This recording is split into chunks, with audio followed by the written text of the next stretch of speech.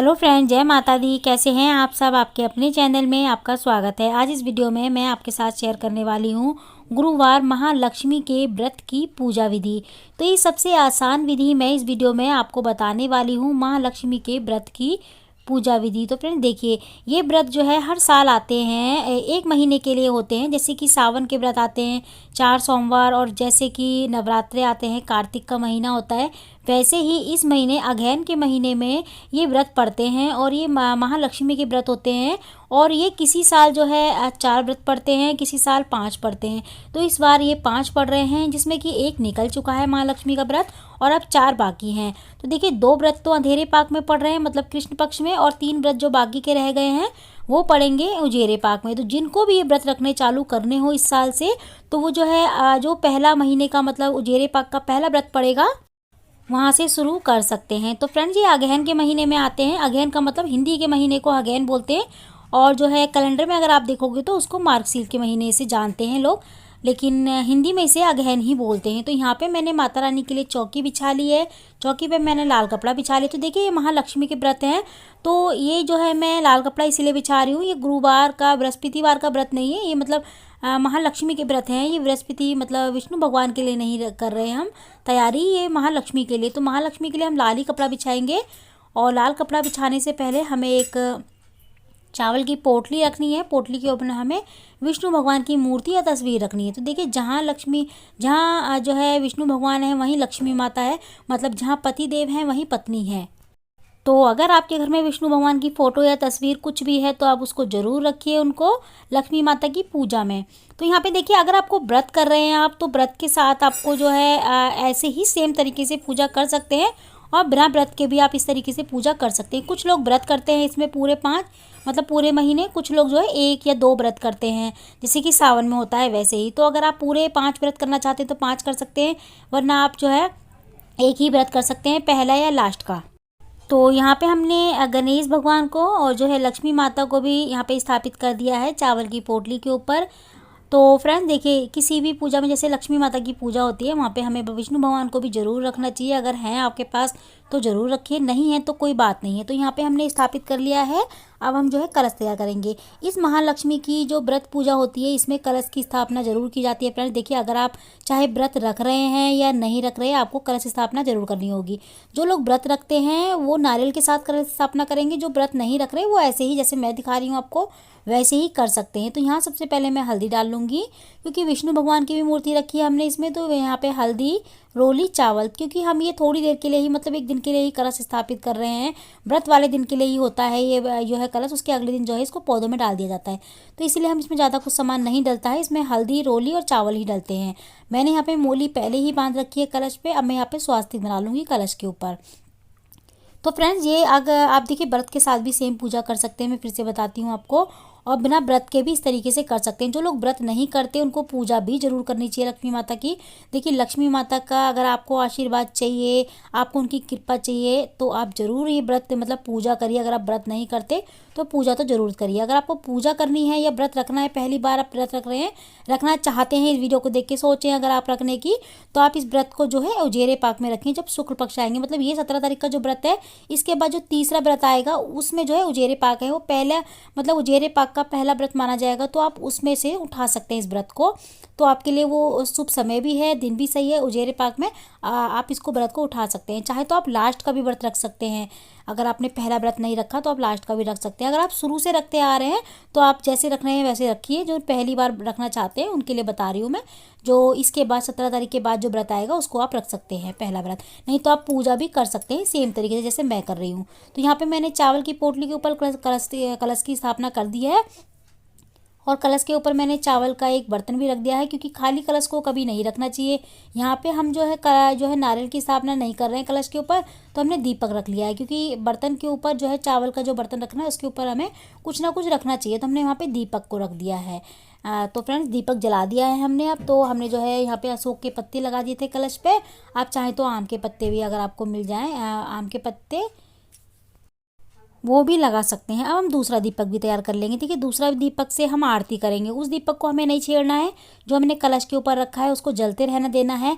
और हमें दीपक में इतना घी डालना है कि जब तक हम पूजा करें आराम से दोनों दीपक जलते रहें। मैं तो कहूँगी इतना दीपक डालिए कि पूजा के बाद भी कम से कम 1-2 घंटे तक जलते रहें, क्योंकि जितने लंबे समय तक ये दीपक जलते हैं उतना ही माता लक्ष्मी की कृपा होती है परिवार पे, उस परिवार में। तो ये व्रत बहुत ज़रूरी होते हैं इस महीने में, अगहन के महीने में। देखिए ये व्रत की बहुत ही ज़्यादा मान्यता है, पूजा की भी मान्यता है। जो व्रत नहीं करते वो पूजा ही करते हैं, खाली जो व्रत नहीं रखना चाहते या रखते नहीं हैं वो पूजा करते हैं। तो यहाँ पे हमने दीपक को जो है वस्त्र स्वरूप जो है मोली पहना दी है। पहले हमने जो है सारे भगवानों को फूल की सहायता से जो है स्नान करा दिया था। स्नान के बाद हम अब जो है स्नान कराएंगे हम। पहले हमने जो है अपने दीपक की पूजा कर दी, जो हमारे कलश के ऊपर रखा है ना। मान लीजिए हमने कलश की पूजा की है, तो देखिए कलश जो है ना इस पूजा में लक्ष्मी का ही स्वरूप माना जाता है। मान लीजिए लक्ष्मी जी की पूजा कर रहे हैं आप, जिनके पास जो है लक्ष्मी माता की फोटो या तस्वीर नहीं होती ना, वो खाली कलश ही रखते हैं, नारियल रख के। नारियल को ही कलश का रूप मतलब माता लक्ष्मी का रूप देते हैं। जैसे मैंने यहाँ पे दीपक रखा है, उसकी जगह पे जो है वो कलश रख के उसकी पूरा श्रृंगार करके जो है नारियल का चुनरी वगैरह उड़ा के जो है माता लक्ष्मी की स्वरूप जो है कलश की पूजा करते हैं, कलश नारियल की। तो अगर आपके घर में माता लक्ष्मी है तो आप इस तरीके से कलश रख के भी पूजा कर सकते हैं। तो यहाँ पे हमने गणेश भगवान को, लक्ष्मी माता को और जो है विष्णु भगवान को स्नान कराने के बाद गणेश जी को मैंने मोली के रूप में वस्त्र पहना दिए हैं। और यहाँ पे जनेऊ पहना दिया है मैंने विष्णु भगवान को। और मैं यहाँ पे मैंने लक्ष्मी माता को भी चुंदरी उड़ा दी है। देखिए लक्ष्मी माता अगर आपके पास इससे बड़ी हैं या फिर किसी और धातु की हैं तो आप उनका पूरा श्रृंगार करिए, जो आप कर सकते हैं वो करिए। यहाँ पे मेरे पास छोटी सी मिट्टी की लक्ष्मी जी हैं, तो मैं उनका ही छोटी सी बसी चुन्नी पहना के तिलक वगैरह कर दिया। उनका पहले से ही सारा श्रृंगार हो रखा है। तो यहाँ पे मैं जो है गणेश जी को मैंने रोली का तिलक कर दिया है और विष्णु भगवान को मैं हल्दी का तिलक कर रही हूँ, क्योंकि विष्णु भगवान को हल्दी का तिलक ज़्यादा प्रिय है तो उनको हल्दी का तिलक ही होगा। यहाँ मैंने लक्ष्मी माता को, अब मैं रोली का तिलक करूँगी, तो यहाँ पे लक्ष्मी माता को रोली का तिलक होगा।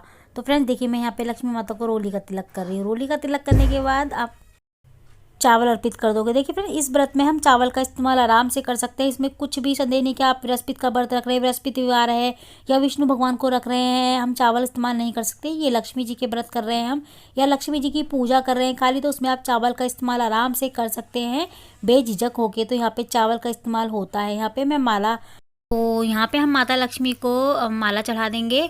उसके बाद अब हम सारे भगवानों को फूल अर्पित करेंगे, जैसे कि गणेश जी को फूल अर्पित करेंगे, विष्णु भगवान को, लक्ष्मी माता को।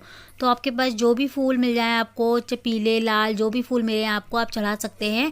अगर लक्ष्मी माता को आपको लाल रंग का फूल मिले तो आप ज़रूर चढ़ाइएगा। अगर आपको नहीं मिलता तो आप गेंदे का भी चढ़ा सकते हैं। ऐसी कोई बात नहीं है कि आपको लाल ही फूल चाहिए या गुलाब का या कमल का ही चाहिए, ऐसा नहीं है। जो भी फूल आपके पास है आपको मिल जाए वो आप चढ़ा दीजिए। तो यहाँ पे मेरे पास विष्णु भगवान के लिए मैंने पीला फूल चढ़ा दिया है, बाकी माता को मैंने गहरा पीला चढ़ा दिया। मतलब मुझे लाल रंग का फूल गुलाब कमल का नहीं मिला था तो मैंने चढ़ा दिया। बाकी पत्तियाँ थी मेरे पास तो मैंने पत्तियाँ चढ़ा दी थी लाल रंग की जो है लक्ष्मी माता को।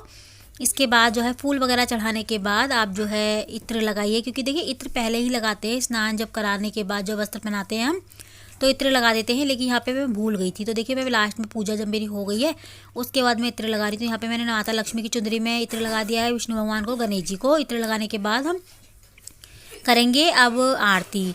तो देखिए फ्रेंड्स ये पूजा महालक्ष्मी की कृपा पाने के लिए होती है। अब हम भोग लगाएंगे।